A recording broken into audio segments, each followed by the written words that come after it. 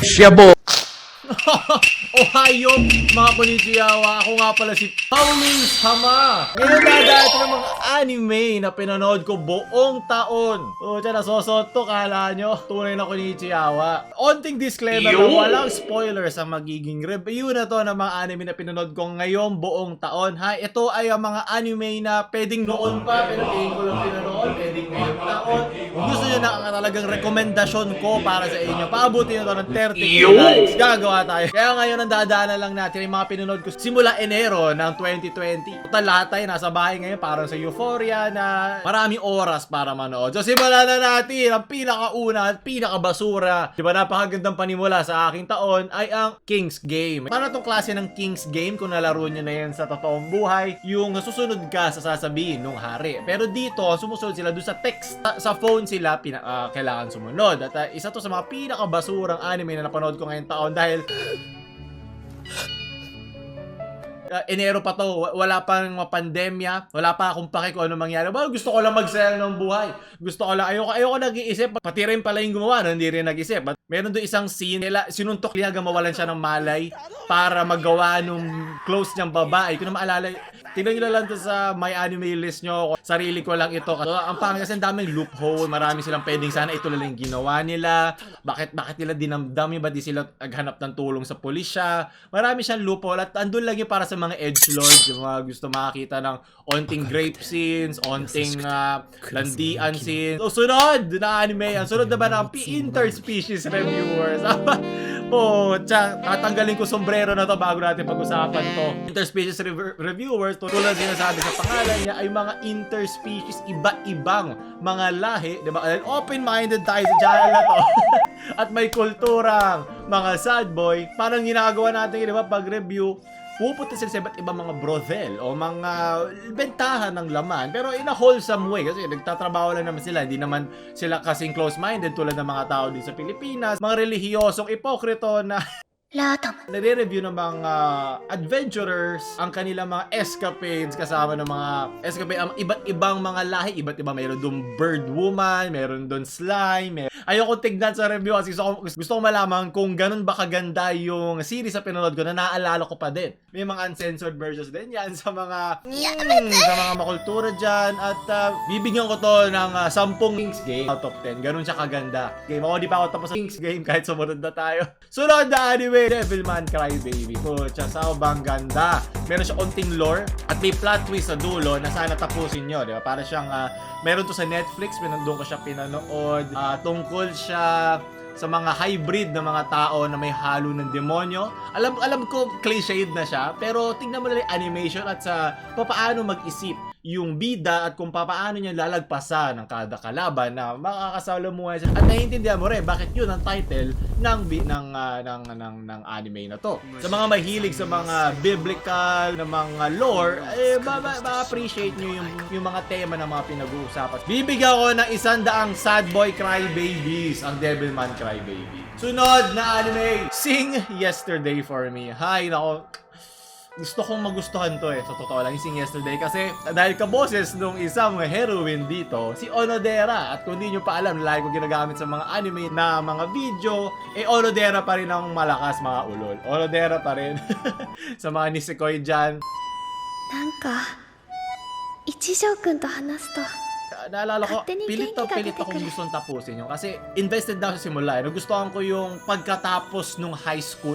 Di ba mapapansin mo sa mga slice of life, sa mga high school drama, asaya-saya na high school, di ba? Ito yung pagkatapos nun.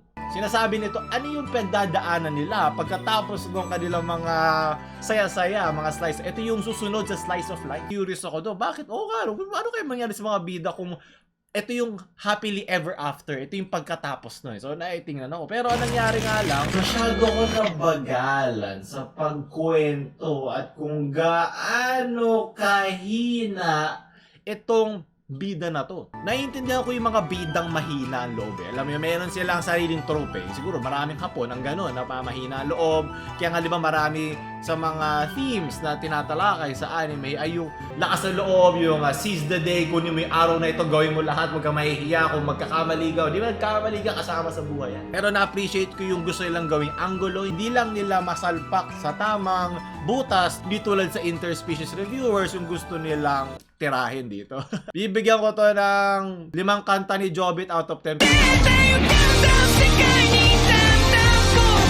Sunod, yung Ocean Waves. Aba po, siya para sa mga klasiko naman tayo. Ocean Waves kasi, naghahanap kasi ako nun sa Netflix ng parang mapapanood na, yung relax lang. Pwede akong gumanyan, parang nanonood lang ako. Nagustuhan ko din yung kanyang art style, parang may pagka Studio Ghibli, mga lumang style na parang hand-drawn. Yung feeling na kala mo doon ka tumira sa Japan, may ganoon siyang feeling na ito sa Netflix. Pinanood ko at okay lang, doon ko rin nakuha yung sinalpa ko dati sa isang anime natin na video yung Utang ako. doon galing yun. Sa mga nagtatanong, alam mo na. Bibigyan ko Oshawis ang 8 alon ni Tito Hari out of 10. Sunod na anime, Berserk. Wala sa manga nito. At kung mapapansin mo sa isang video natin, ginamit ko pang background yung isa sa mga pang-push ng plot ng anime na ito. So Berserk naman ito isang mercenary na lumilipat-lipat noong panahon ng mga gera, may mga party guilds para sa adventure. Manggigigil ka doon sa mga pinag-uusapan dito. Meron din siya onting bahid ng Devilman Crybaby kung saan may 2 panig na naglalaban. Ang maganda dito, hanggang lumalabot yung 2 panig na to, hindi mo na alam sino ang tama at sino ang mali. At isa yun sa mga nagustuhan ko sa anime na hindi lang white and black, good and evil ang naglalabanan. Sa kampo ng good, may mga masasama. Sa kampo ng evil, may mga mabubuti. At pa naghahalo-halo ang moralidad na ito, napapaisip ka ngayon na may mga gray area na mahirap paghukuman ng magiging desisyon mo kung kanino ka papanig. May mga gusto ipaglaban si Guts sa dala-dala niya sa kanyang buhay, mga butas na hindi na niya makakalimutan. Yan naman, galing ko magtago ng spoiler, no? Hindi ko lang bakit ang pinili si Jai eh. Yun ang pinakamahirap para sa akin panoorin. Alam ko iba dyan sanay na hindi lang talaga para sa akin yun. So Berserk din galing yung ginamit ko doon kay Femto, nung naalala yung kay Marhaban. Sa Twitter kaya kung finalo niya, na-follow niya, minsan nag-tweet ako dyan. Ang naramdaman ko sa Berserk doon yung pagkawalang laban mo sa mga kapangyarihan na hindi mo alam. Sa mga kapangyarihan na kahit yung iba sinasamba, hindi pa rin yun ang may paki sa kanila. At nagustuhan ko yung ganong tema na ipinamala sila sa Berserk. At pinakita sa Berserk na malakas talaga si Guts. Anaasar kasi ako yung mga mahina. Tapos bigla, oy, malakas pala ako. Hindi naman ganun eh. Gusto ko yung nanggagaling. May pinanggagalingan yung lakas niya, hindi lang pagkakaibigan, di ba? Hindi lang Yu-Gi-Oh! Gusto ko talagang pinaghirapan niya, natalo na siya, di ba? Nakaranas na siya ng pagkatalo, at paakyat ng pakabanggo hanggang gumaling siya. At kahit sobrang lakas na niya, natatalo pa din siya. Ganun yung gusto ko, klaseng protagonist. Baka sawa na lang ako syempre sa mga kinalakihan ko. Pero nung pala siya tinatawag dugo ng maharlikana. Sa mga nagbabasa ng Berserk dyan, matagal na naman tayong mag-aantay. At okay lang yun, kasama yun sa para tayo si Guts din na nagdudusa araw-araw sa kanyang buhay. Bibigyan ko ng Berserk 90 na kabayong tigang out sa 100. Sunod naman ito ang Doro Hedoro, kaya sakto CGI. Ito yung pinanood ko sa Netflix. Ito ay tungkol sa isang crocodile subhuman na naman ng mga halo-halong hybrid uli, na nagtataka siya bakit sa loob ng kanyang bibig ay merong isang lalaki na may hinahanap. Isipin mo lang, di ba? Kahit sino ata manood doon na episode, mapapaisip ka, nga, ano to? At gusto ko malaman ano nangyayari. Ay mga mahikero sila. Merong mga politika involved, mga gangsters din. Para siyang tondo, pero may mahika. Hindi yung mahika ng sinusundot sa ilong. Ito yung mahika talaga. Kasi kaya nilang gawing maganda ang prank challenge sa Pilipinas. Kaya nilang gawa ng mushroom yung ulo niya, yung gano'n. Siguro, ngayon pa lang, ito pa kalahati na tayo. Recommend ko to lahat, pero lang yung Kings game. Gusto ko yung pinakauna pa no? Ganda. どうも顔がかゆいと思った。お前 Bigyan ko Doro ng siyam na buhaya sa Senado out of 10. Sunod ang Perfect Blue. Oo, alam ko, classic ang Perfect Blue. Ito isang psychological thriller ng isang idol na gustong maiba ang kanyang buhay. o gustong tumahak na ibang landas. Medyo nakaka-relate ako doon dahil nagtrabaho ako ng matagal. Nagkaroon ako siguro ng punto sa buhay ko na gusto ko tong ibahin. Siyempre, kahit naman gustuhin mo isang bagay, di naman ibig sabihin na mangyayari sa'yo. Kaya nagpapasalamat ako sa lahat sa inyo at tulungan nyo akong gawin yun. Matagal siya sa idol group na yun at marami sila eh. Para sa Twice at sa SBTQI, LGBT. Ewan ko kung ano mga group yung mga pinapanood sa Korea. Gusto niya mawalay doon. At sa pagwalay niya doon, biglang nagkaroon siya ng isang fan na sobrang addict sa kanya, na naiinis sa kanya na hindi ito yung kilala ko. Na idol na gusto mo. Marami din ako ganyan mga paululers, mga bata, diba? Kaya gusto ko cancer lang eh. Gusto ko mature mag-isip. Hindi ito yung kilala ko, Paulo. Yung nakikita lang nila yung personalidad sa harap. Di nila alam na tao ako. Hindi nila alam. Utang ako. Di nila alam na tao to na nagsasalita sa camera. Dahil doon, sa pagka-addict sa kanya na isang fan, talagang naging sobrang tindi na. Siyempre, di ko nasasabihin sa inyo, sobrang tindi to the point na nababaliw na siya. So, hanggang doon lang masasabi ko, panoorin nyo, sobrang ganda ng Perfect Blue. Isa to sa mga classic na anime movies na sana ay mas maaga ko napanood. At psychological to at madugo, ha? Sinasabi ko lang. Bigyan ko ang Perfect Blue ng 10 red out of 10. Sunod! Tower of God. Ito na yung inirecommend sa akin. Isa akong kaibigan ng Tower of God. Kala ko kasi para lang siyang saw na umaakyat lang sila kada level.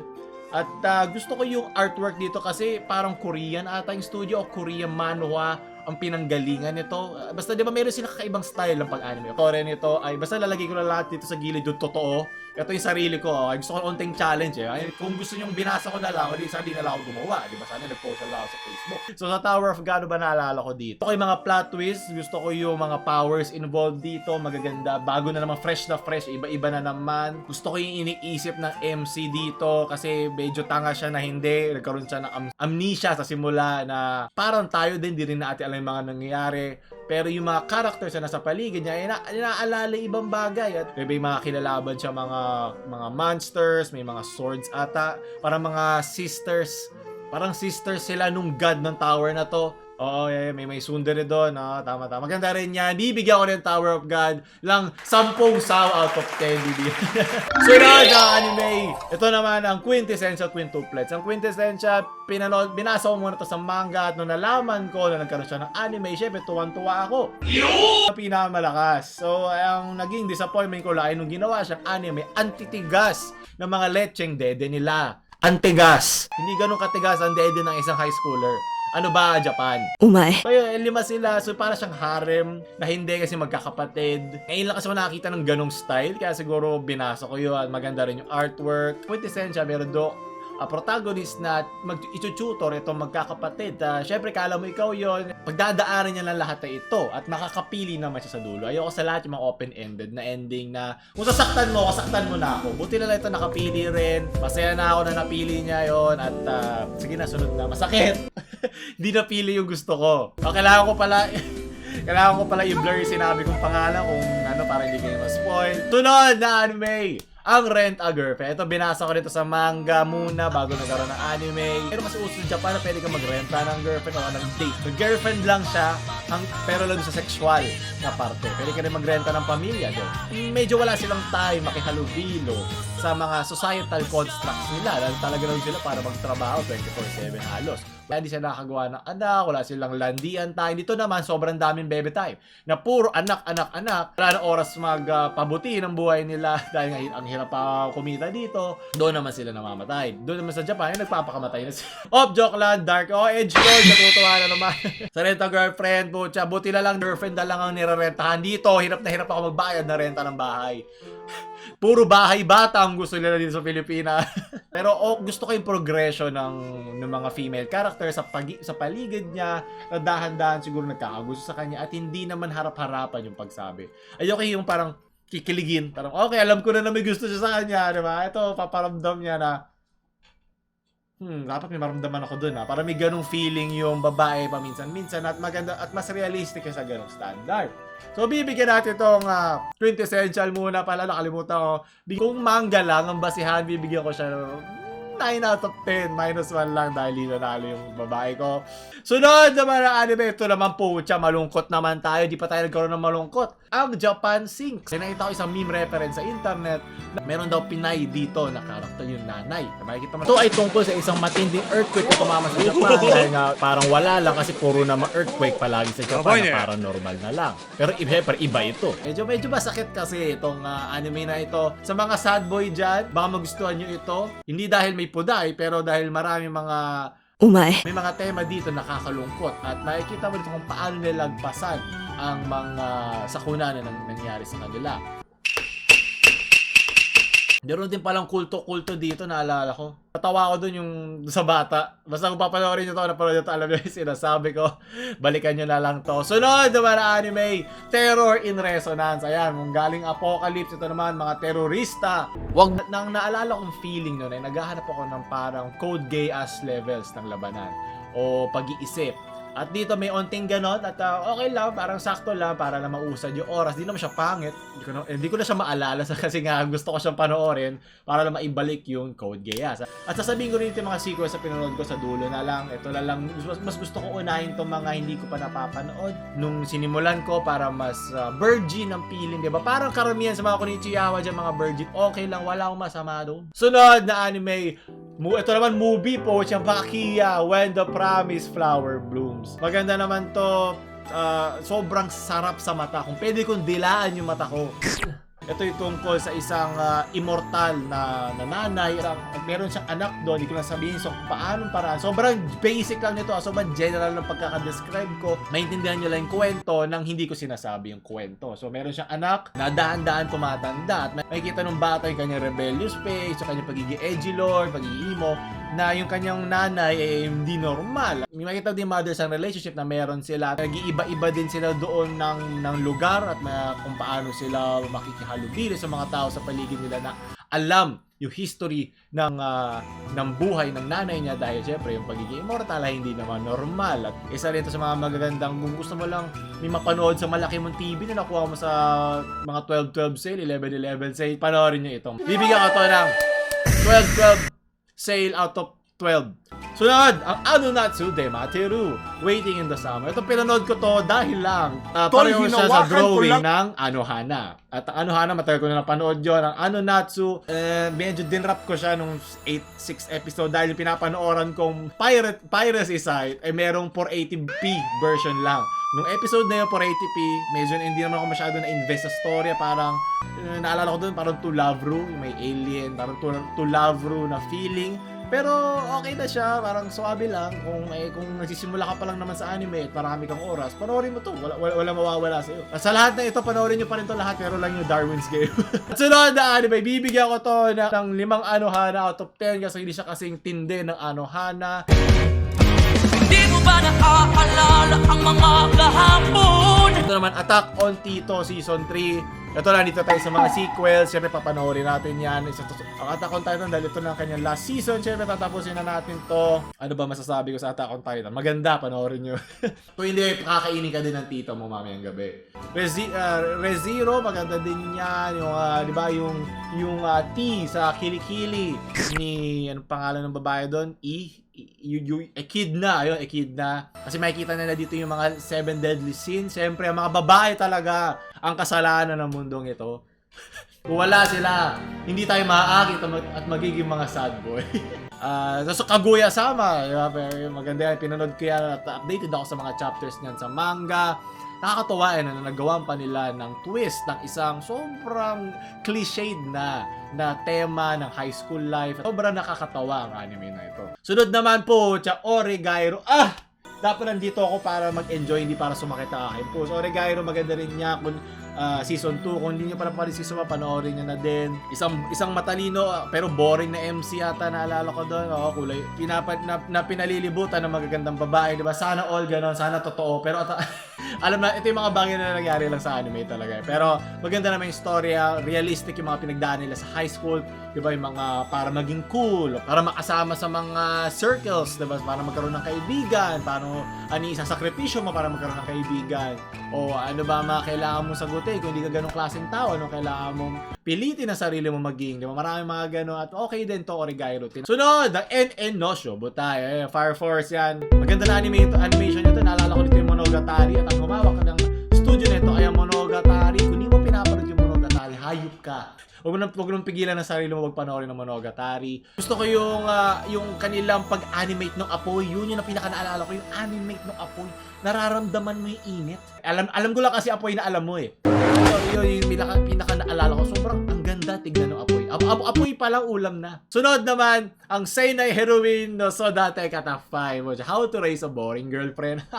May salamin na naman. Ang gusto ko dito sa Seinai na ito ay gumagawa kasi sila ng game. At demi, kung gumagawa ka ng isang game na may mga heroine din, medyo may pagkasira ng fourth wall at pagka-self-aware ng mga heroines involved, lalo na ng main character, sa mga asta nila, sa mga galaw nila. Kasi sasabihin, nagiging tsundere ka na naman.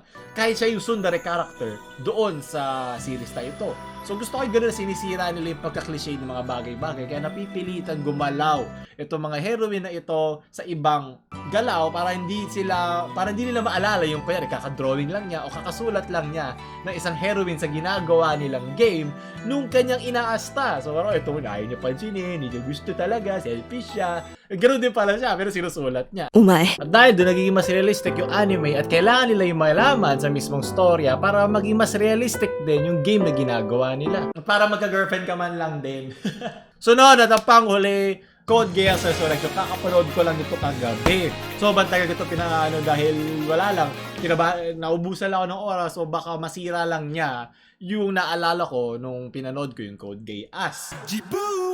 Medyo may pagka-fanservice to. Fanservice hindi sa Daddy pero fanservice lang para kay Lelouch, Lamperouge, Bidjabidji. Nainita lang ako na wala namang bago na dinagdag. Parang okay, natalo niya to. Medyo nasira yung ending dahil doon maraming na-dilute. Pero kung gusto mo lang manood pa ng Lelouch, gusto mo lang makita yung kanyang talino, yung kanyang utak, yung kanyang pagplano, panoorin nyo to yun. Ay, kung gusto nyo makaramdam ng bago, hindi na kayo makakaramdam ng bago sa Code Geass. Yun na yun. Kung ano yung naramdaman yung last episode, hindi na yung malalagpasan nun. So, doon tatapos sa ating mga anime. Sana nagustuhan nyo. Gusto nyo talaga mga recommendations ko sa anime po. Tsaka paabuti nyo to ng 30k likes sa mga Konichiwa.